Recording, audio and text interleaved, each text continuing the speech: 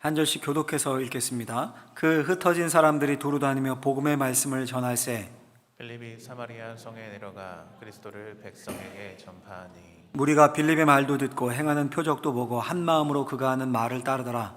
많은 사람에게 붙었던 더러운 귀신들이 크게 소리를 지르며 나가고 또 많은 중풍병자와 못 걷는 사람이 나으니 같이 읽습니다.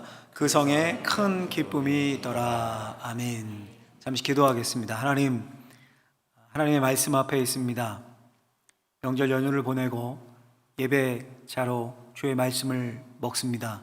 주님, 이 말씀이 우리를 치유하고 우리를 회복하고 우리를 일으키는 그런 놀라운 능력의 말씀이 되게 하여 주옵소서.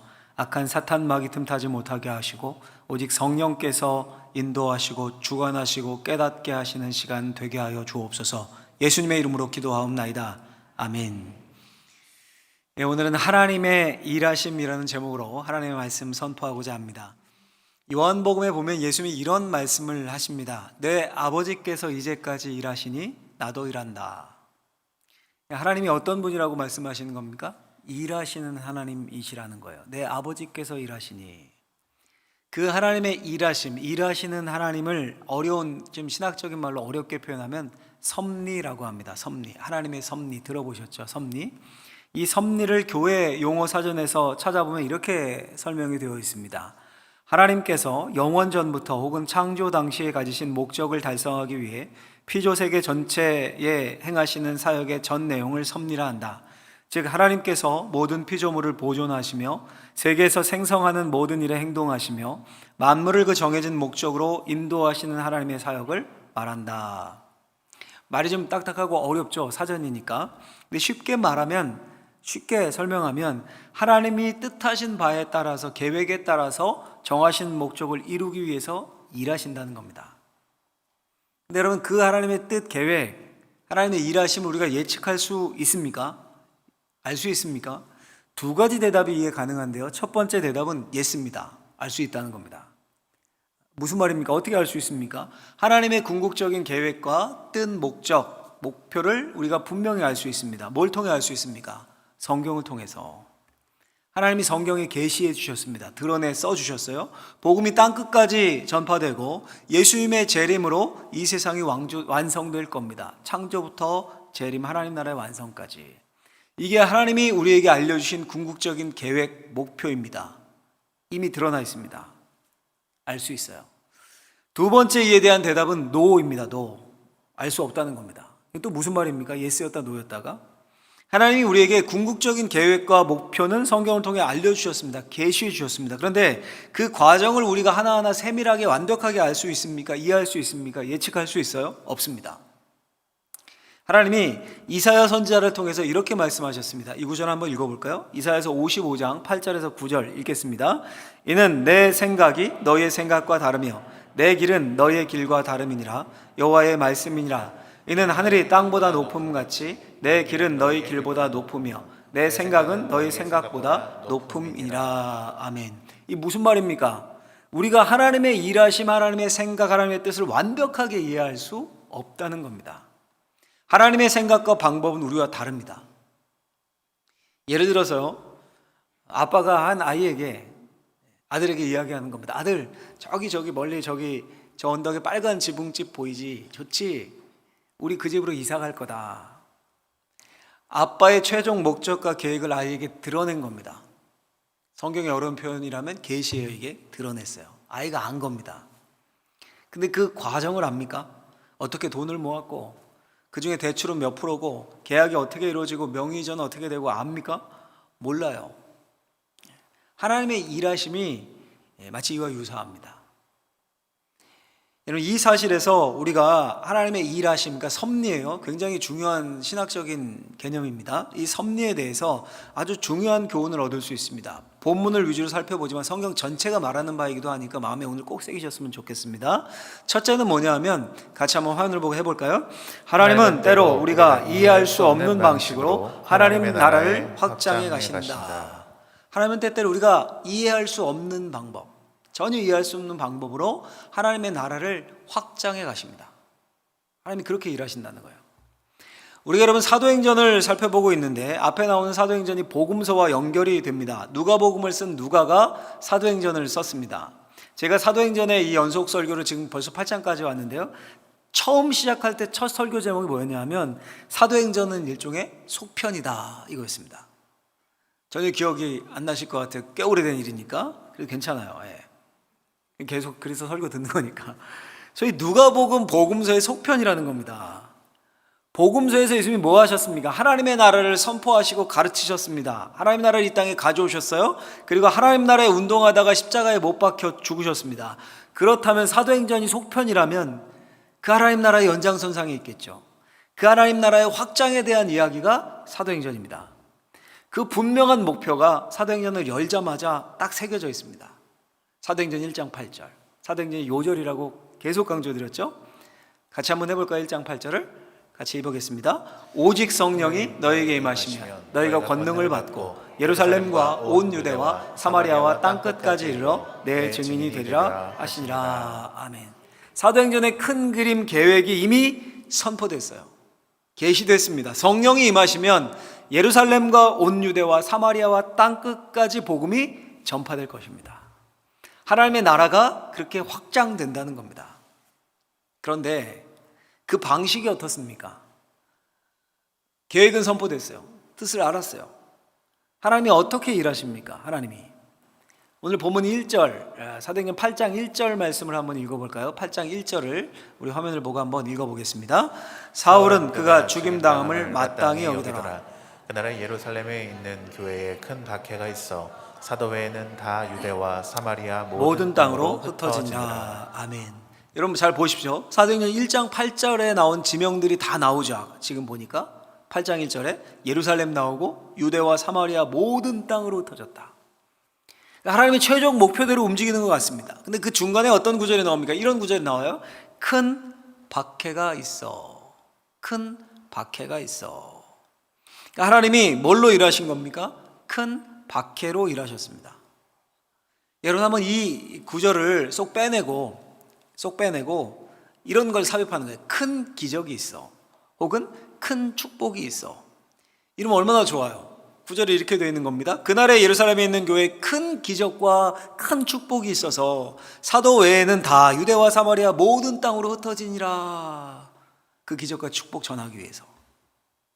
이러면 얼마나 좋아요. 이게 우리 생각이죠. 우리 수준의 생각. 그런데 하나님은 기적이 아니라 박해를 통해 일하셨습니다. 오늘 본문도 보십시오. 4절 말씀 보면 이렇게 되어 있어요. 우리가 읽은 본문 4절 읽겠습니다. 그 흩어진 사람들이 두루 다니며 복음의 말씀을 전할세. 아멘. 박해 때문에 흩어진 사람들이 두루두루 다니면서 흩어진 곳에서 복음의 말씀을 전했습니다. 하나님의 나라를 증언했습니다. 예수 그리스도를 전파했습니다. 그 중에 누가 있었습니까? 7집사 중 한 사람인 빌립 집사도 그 중에 있었습니다. 우리 5절 말씀, 이어진 말씀 한번 읽어보겠습니다. 5절 말씀 읽습니다. 빌립이 사마리아 성에 내려가 그리스도를 백성에게 전파하니. 아멘. 빌립이 사마리아 성에 내려가. 근데 여러분, 빌립이 사마리아 성에 내려갔다. 이게 우리는 그냥 심심하게 그냥 그런 거구나 받아들이지만 그 시대에 이 사도행전을 읽는 유대인들에게는 이게 엄청난 충격인 겁니다. 있을 수 없는 일이에요. 사마리아가 어떤 곳입니까? 유대인들이 그 땅을 밟기도 싫어하는 곳입니다. 우리나라가 일본이라면 이를 갈잖아요. 근데 그보다 훨씬 더합니다. 이 역사적으로 좀 거슬러 올라가면 역사적 배경이 있는데요.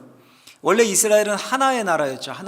하나였습니다. 소위 통일왕국이라고 부르는데 구약의 그 다윗 왕 솔로몬 왕 때까지만 해도 하나였습니다. 그런데 솔로몬이 죽고 난 후에 그 하나였던 이스라엘이 쪼개집니다. 분단이 됩니다. 우리나라 남한 북한처럼 북왕국 이스라엘, 남왕국 유다 이렇게 나뉩니다. 그리고 시간이 흘러 세월이 분단한 200여 년 만에 북왕국이 아수르라는 나라에 의해서 세계사로 보면 성경에서는 아수르고 세계사 책 보면 아시리아라고 된 나라예요. 그 나라에 의해서 먼저 망합니다. 북이스라엘이. 이 북왕국, 북이스라엘이 지리적으로 보면 오늘 본문에 나오는 이 사마리아 성, 사마리아 그 지방이에요. 근데 북왕국을 멸망시킬 아수르가 북왕국에 거주했던 똑똑한 사람들, 지배계층들, 이 사람들 다 포로로 잡아가고 수만 명을 추방시킵니다. 그리고 자신이 점령했던 다른 나라의 이방인들이죠. 유대인들이 보기에는 이방인들을 그 사마리아 성으로 다 이주를 시켜요. 뭘 하려고 한 겁니까? 소위 민족 간에 이렇게 피를 섞어서 정체성을 잃어버리게 하는 혼혈 정책을 편 겁니다. 살다 보면은 터전 이루고 결혼하고 이렇게 할 테니까. 그러니까 혈통을 중시하게 여기는 유대인들이 볼 때 이 족보가 순수하지 못한 거예요. 남한국에 있던 후예들이 보기에는 혼혈족이니까. 소위 우리나라 조선시대 상놈 천민마도 못한 겁니다. 족보가. 그러니 개돼지로 여기고. 그래서 사마리아를 가로질러 가면 지름길인데, 북쪽으로 가는 지름길인데 멀지만 막 돌아다니고, 유대인들이 그런 태도를 취하니까 사마리아인들은 뭐 곱게 보겠습니까? 그런 걸 당연히 유대인들을 증오했겠죠. 소위 견원지간처럼 이렇게 된 겁니다. 그래서 요한복음 4장에 보면 수가성 우물가에서, 이게 사마리아 지방이거든요, 예수님이 물 기르러 나오는 사마리아 여인에게 물을 청하죠. 이 여인이 어떻게 반응합니까? 가시돋친 반응을 처음에 합니다. 이렇게 얘기해요. 당신은 유대인으로서 어찌하여 사마리아 여자인 나에게 물을 달라 하나이까? 이는 유대인이 사마리아인과 상종하지 아니함이로라. 이런 반응을 보입니다. 그 사마리아 성, 예상치 못하는, 유대인들이 예상치 못하는 그 장소에 누가 간 겁니까? 지금 빌립이 간 겁니다. 그리고 그들에게 복음을 전했습니다. 예루살렘의 정통 유대인들은 상상도 할 수 없는 일입니다. 있을 수 없는 일입니다. 그 결과는 어떻습니까? 놀라운 일이 벌어집니다. 우리 6절 말씀, 본문의 6절도 한번 읽어보도록 하겠습니다. 무리가 빌립의 말도 듣고 행하는 표적도 보고 한 마음으로 그가 하는 말을 따르더라. 아멘. 놀라운 일이 일어나요. 그 사마리아 사람들이 복음을 받아들인 겁니다. 복음을. 나중에 예루살렘에 있던 사도들이 이 소식에 얼마나 놀랐던지요, 확인차 사람까지 파송을 합니다. 14절 한번 읽어볼까요? 8장 14절 같이 읽겠습니다. 예루살렘에 있는 사도들이 사마리아도 하나님의 말씀을 받았다 함을 듣고 베드로와 요한을 보내매. 사마리아도 하나님의 말씀이 임한다고? 거기도? 진짜로? 그리고 베드로와 요한을 따로 파송한 거예요. 확인하려고. 너무 예상 밖의 일이었기 때문에. 하나님의 일하심이에요. 여러분 혹시 다니엘 기도회라고 들어보셨습니까? 서울 오륜교회에서 행하는 매년 1년에 11월 달에 21일간 기도회를 쭉 저녁마다 이어가는 8시부터 10시까지 이렇게 저녁에 하던데요. 기도회 실황을 유튜브 생방송으로 중계하면서 같이 참여하고 이렇게 하던데, 작년에는 자그마치 1만 4천여 개의 교회가 참여했다고 합니다. 동시에 약 4만 명이 접속을 하고, 특별히 이제 교회들 중에 조금 약하고 규모가 작고 찬양팀 없고 기도에 쉽지 않은 그런 교회들은 정말 많이 참여를 한다고 합니다. 신청하면 오륜교회에서 그 인터넷 연결 장비 같은 것도 다 보내주고, 특별히 예전부터 해왔지만 작년에 이게 폭발한 것 같아요. 코로나19라는 상황과 절묘하게 맞아 떨어져서 하나님이 미리 준비시키신 것 같아요. 그래서 역사하셨겠죠. 21명, 21일을 했으니까 21명의 강사가 섰겠죠. 작년에 보니까 전부 간증을 하시더라고요. 저도 그 이전에는 뭐 그렇게 다른 설교를 찾아 듣고 했었지, 그 기도회를 찾아 듣고 이랬던 적이 별로 거의 없었어요. 근데 작년에는 유독 그게 이제 저도 집에 있고 이런 시간이 많아서 집에서 들은 적도 있고, 또 다음날 간증 영상을 따로 듣기도 하고, 전부는 아니지만 꽤 많이 들었습니다. 혹시 이 중에서도 참여한 분들이 있으실 수 있어요. 근데 들으면서 제가 놀라운 공통점을 하나 발견했습니다. 설교를 작성하면서 떠올랐는데, 뭔 줄 아십니까? 간증하는 분들, 거기 강사로 섰던, 적어도 제가 들은 한, 다른 분들도 마찬가지일 거예요. 간증하는 분들 대부분 예상 밖의 하나님을 만난 겁니다. 예상 밖의 하나님. 너무 어렵고 힘들고 심지어 사고가 나고 전신마비가 오고 유학까지 하고 똑똑하고 자신만만했는데 열댓 명 목회 현장으로 보내시고, 목사님이 간증하는 경우는 그 고생을 해서 유명 탤런트가 됐는데 자폐아가 생기고 아이가 간질이 들고, 북한에서 숨을 죽이며 하나님을 그렇게 사랑하며 섬겼는데 아버지가 보육유에 잡혀가고 돌아오질 않고 가족이 다 오지로 유배를 당하고 등등등등, 전부 일관되게 큰 박해가 있어. 아니, 박해는 아니더라도요, 큰 어려움이 있어. 모든 간증의 공통점이었습니다. 왜 내게 이런 일이? 다들 이해할 수 없는 상황을 맞이하는 겁니다. 근데 결국 그들의 삶에 하나님의 일하심이 있었습니다. 예상 밖의 하나님, 그 하나님을 만난 거예요. 그래서 그 간증의 자리에 서게 된 겁니다. 수많은 사람들에게 위로와 복음의 통로가 된 거죠. 여러분, 제가 무슨 말을 하고 싶은 걸까요? 사도행전뿐 아니라 그 다니엘 기도의 간증자뿐 아니라 우리의 삶에도 하나님이 어떻게 일하실까요? 큰 박해가 있어. 때로 우리가 받아들이기 힘들고 우리가 이해할 수 없는 방식으로 하나님은 일하십니다. 여러분, 꼭 기억하셨으면 좋겠어요. 우리 하나님은 저와 여러분들의 이해의 대상이 아니라 믿음의 대상입니다. 여러분, 다 이해되게 믿는 게 아니에요. 자녀가 부모가 하는 행동을 다 이해하기 때문에 부모로 받아들입니까? 아니죠. 부모이기 때문에 그냥 믿고 나중에 장성하면 그래서 그러셨구나 이해가 되는 거죠. 그거 똑같아요. 똑같습니다. 놀랍게도 예수님이 우리를 찾아오셔서 만나주셨습니다. 하나님이 우리를 자녀 삼아 주셨습니다. 그거면 충분한 겁니다. 이제 우리가 할 일은 우리의 삶에 무슨 일이 일어나든지 누굴 믿는 거예요? 하나님을 믿고 신뢰하는 겁니다. 때로는 내가 원하는 방식대로, 내가 기도하는 바대로 하나님이 내 삶에 일하십니다. 역사하십니다. 그러나 때로는 큰 박해가 있어서 하나님이 내가 원하지 않는 방법, 전혀 이해할 수도 없고 전혀 끝을 알 수 없는 방법으로 일하기도 하셔요. 중병에 걸리고 직장을 잃고 사업이 어렵고 자녀들이 속을 썩이고 가정이 깨지고 감당할 수 없는 큰 어려움이 올 수도 있습니다. 그때도 하나님이 일하고 계셔요. 그렇게 우리가 하나님을 신뢰하며 순종하는 겁니다. 큰 박해를 맞아서 흩어졌어도 복음을 전하면서 있는 자리에서 그리스도인으로 살았던 처음 교회의 성도들처럼 우리도 그렇게 사는 겁니다. 죽을까 봐 지하에 숨어 들어가서 예배드리면서 그렇게 살았던, 그럼에도 하나님을 붙잡았던 그들처럼 우리의 삶에 이해할 수 없어도, 큰 어려움과 박해가 있어도 사명을 감당하면서 예배하면서 내 삶의 자리에서 하나님 나라를 가져와서 하나님의 백성으로 사는 겁니다. 할렐루야.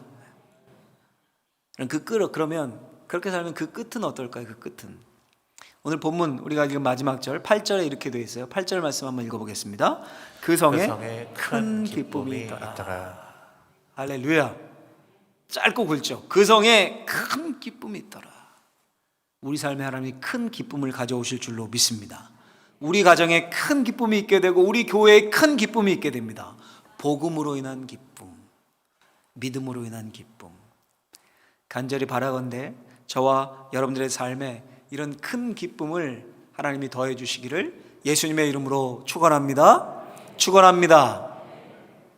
둘째로요, 하나님이 어떻게 일하실까? 하나님의 섭리, 본문뿐 아니라 성경 전체의 중요 주제라고 말씀드렸습니다. 꼭 기억하셨으면 좋겠어요.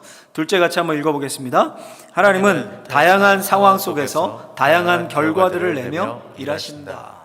하나님은 다양한 상황 속에서 다양한 결과들을 내며 일하신다.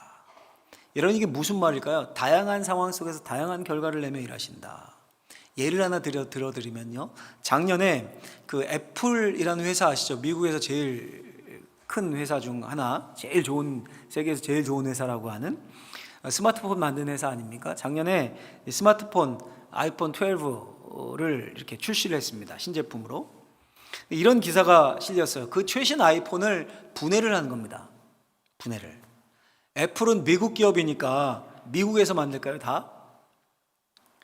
아이폰 12의 생산 원가가 $373라고 합니다.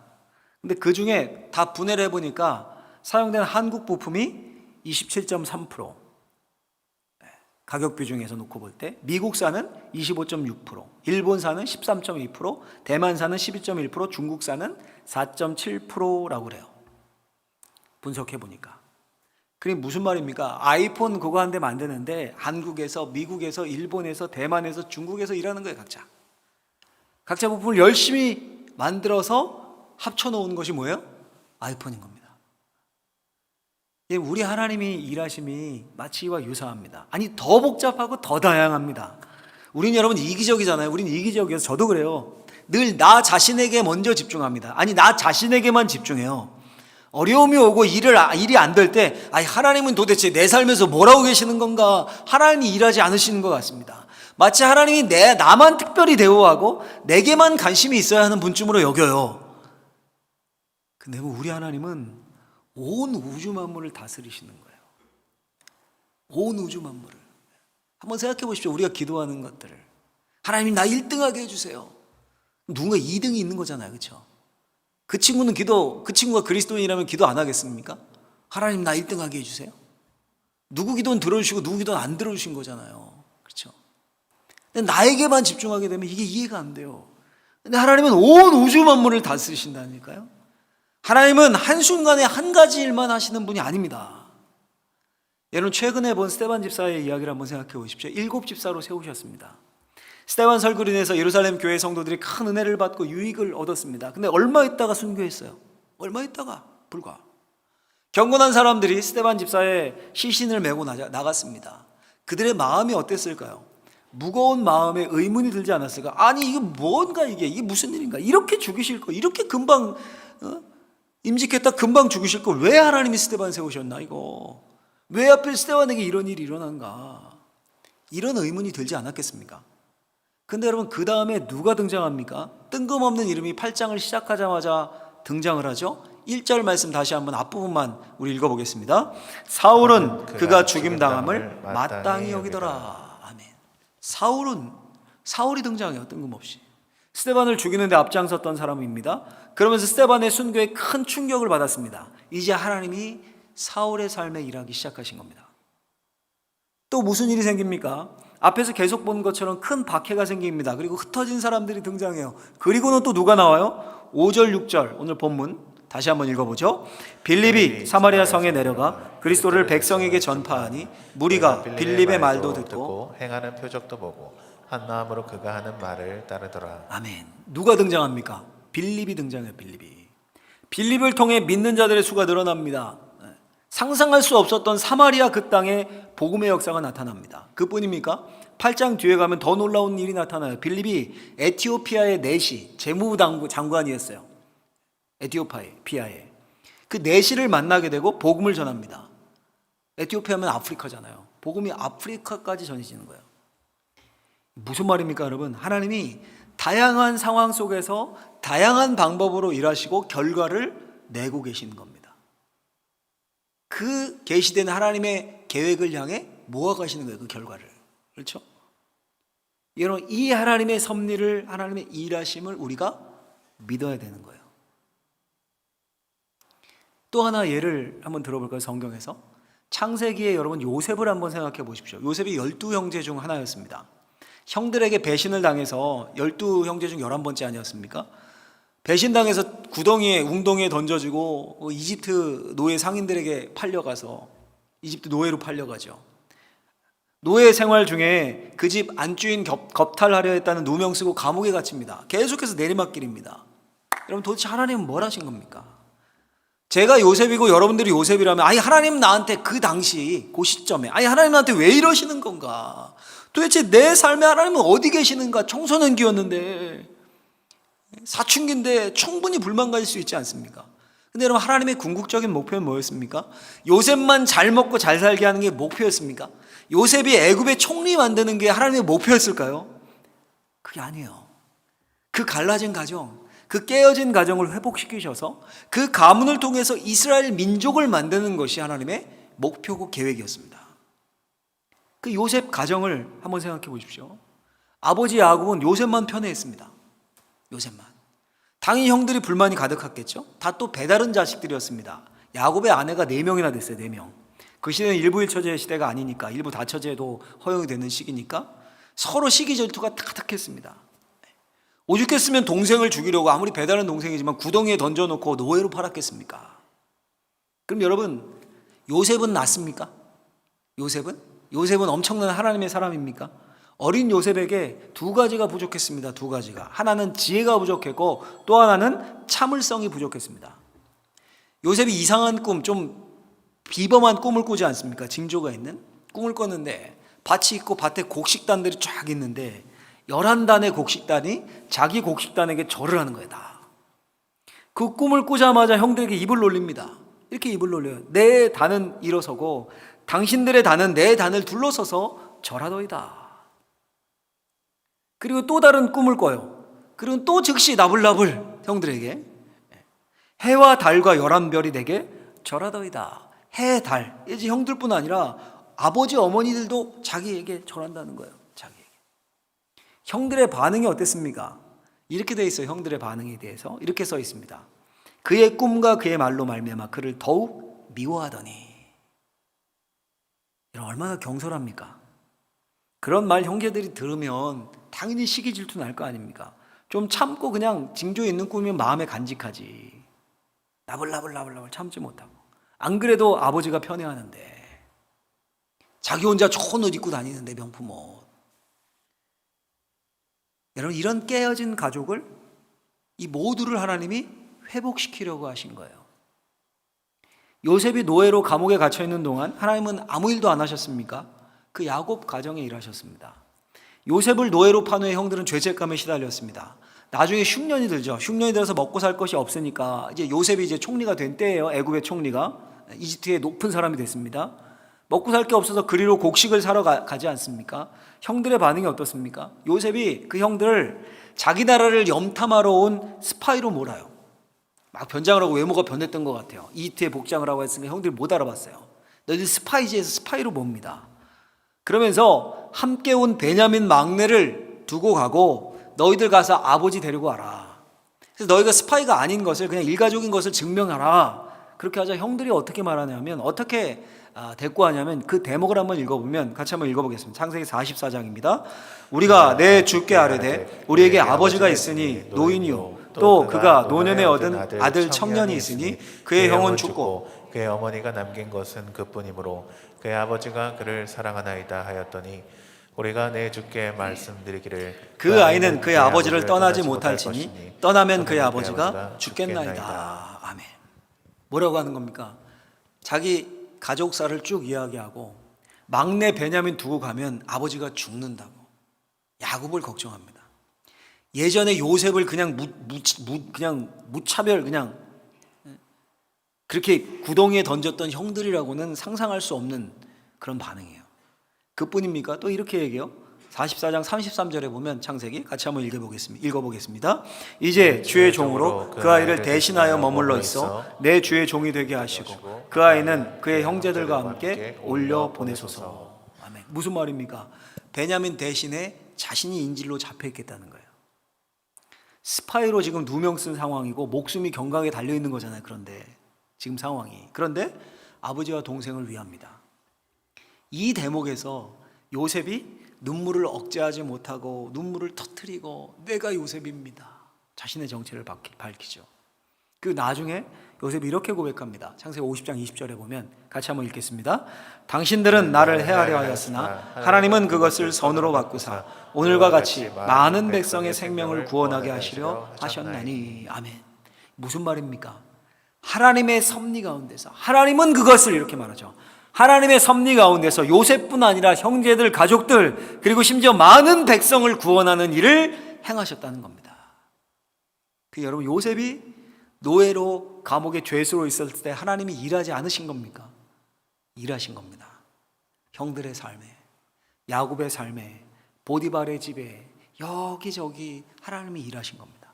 그리고 그것이 다 합쳐져서 결국 많은 생명을 구원하는 큰 선으로 나타나는 것입니다. 이게 하나님의 섭리예요. 하나님의 일하심입니다.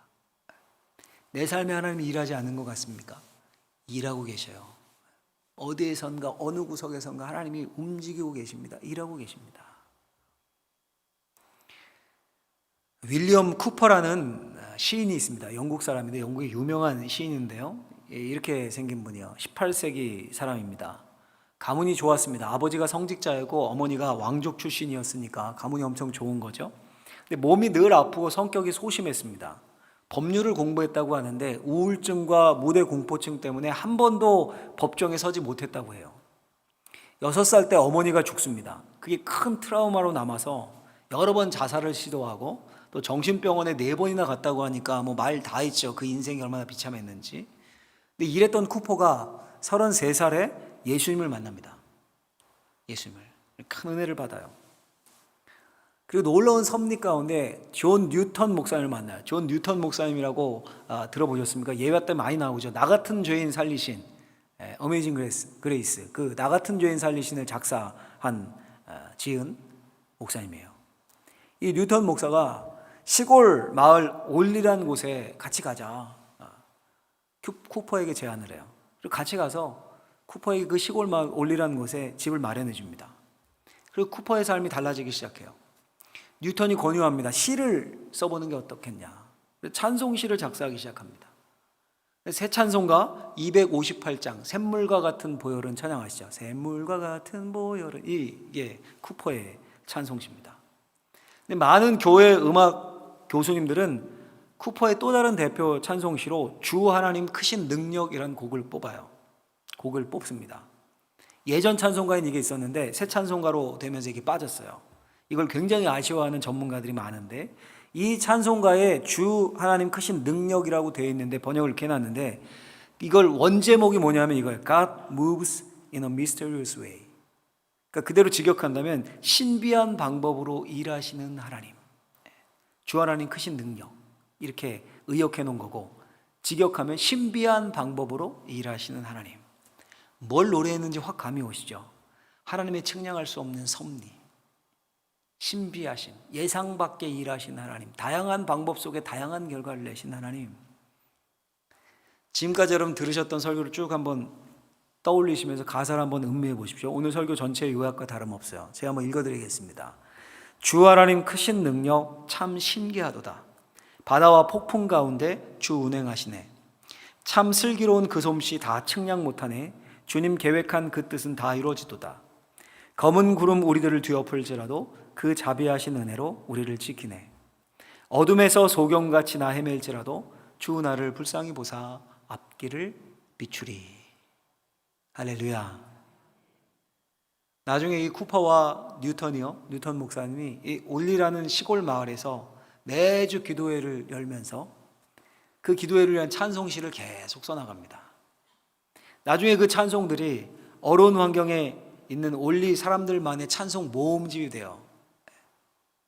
올리 찬송가라고. 근데 그게 그 마을만을 위한 게 아니라 나중에 영국에서 불후의 찬송 모음집이 됩니다. 열악한 환경의 올리 사람들 대부분 정규교육을 받지 못했습니다. 이 찬송집으로 하나님만 찬양하는 게 아니라 그들을 교육해 가기 시작합니다. 여러분 어떻습니까? 정말 신비롭게 일하신 하나님이 맞죠? 쿠퍼라는 한 사람, 뉴턴이라는 한 사람, 올리라는 작은 마을, 불후의 찬송가까지. 사랑하는 우리 성도님들, 하나님이 오늘날에도 일하실까요? 안 하실까요? 네, 일하십니다. 코로나19라는 이 최악의 팬데믹 속에서 하나님은 멈춰서고 계실까요? 일하실까요? 일하고 계십니다. 내 삶이, 여러분들의 삶이 구렁텅이인 것 같고 몸이 아프고 경제적으로 어렵고 가정이 깨어지고 최악인 상황인 것 같으십니까? 그럼에도 하나님 일하고 계십니다. 도대체 내 삶에 하나님은 어디 계십니까? 울고 있고 탄식하고 있고 우리가 묻는 그때도 하나님은 신비로운 방법으로 일하고 계십니다. 우리가 해야 할 것은 믿는 거예요. 그죠? 그 하나님을 믿으셨으면 좋겠습니다. 우리가 하나님의 섭리 안에 있음을 믿으셨으면 좋겠어요. 우리가 예수님을 믿고 하나님의 자녀 됐으면 하나님이 품 안에서 우리를 품고 있다는 사실을 믿으셨으면 좋겠어요. 때로는 어렵고 때로는 힘들고 때로는 답답하고 그럼에도 불구하고 감옥 속에 있는 요셉의 삶에 하나님이 주변을 만지면서 일하셨던 것처럼 우리의 어려운 삶 가운데 하나님이 주변을 만지셔서 쓰셔라도 일하고 계심을 믿으셨으면 좋겠습니다. 할렐루야. 로마서에 보면 이런 구절이 나옵니다. 이 구절을 읽고 말씀을 마치겠습니다. 로마서 8장 28절, 우리가 좋아하는 말씀이죠. 같이 한번 큰 목소리로 읽어보겠습니다. 우리가 알거니와 하나님을 사랑하는 자 곧 그의 뜻대로 부르심을 입은 자들에게는 모든 것이 협력하여 선을 이루느니라. 아멘. 당신들 알지 않습니까? 우리가 알거니와 하나님을 사랑하는 자 그 뜻대로 부르심을 입은 자들에게는 모든 것이 합력해서 선을 이룹니다. 여러분 이 말씀 꼭 붙잡으셨으면 좋겠어요. 오늘 그 모든 것이 내 뜻대로 되는 것, 내가 잘 풀리는 것, 내가 어려움이 없는 것, 그런 것도 포함돼요. 그 모든 것에. 그런데 그런 것들만 해당됩니까? 이 8장 28절 앞에 보면 이런 구절들이 줄줄이 나와요. 현재의 고난, 우리의 연약함, 우리의 탄식, 이런 표현들이 계속 나옵니다. 그 모든 것에 연약함, 탄식, 고난이 포함된다는 거예요. 그 모든 것을 협력해서 선을, 그 성에 큰 기쁨이 있더라. 기쁨을 하나님이 만들어 내실 줄로 믿습니다. 여러분, 제가 한번 묻겠습니다. 예수님이 여러분들의 구원자이심을 믿으십니까? 하나님이 여러분들을 정말 사랑하심을 믿으십니까? 저도 믿어요. 그럼 여러분, 저와 여러분들이 어떤 상황이든 우리의 삶의 모든 것들, 우리의 주변의 모든 것들을 하나님이 사용하셔서 선을 이루실 것입니다. 하나님 우리의 삶 전체를 통해서 영광을 받으실 겁니다. 힘을 내시고, 어떤 상황이어서든지 기죽지 마시고 힘을 내시고 그 믿음으로 승리할 수 있는 우리 사랑하는 모든 성도님들이 되시기를 예수님의 이름으로 축원합니다. 축원합니다.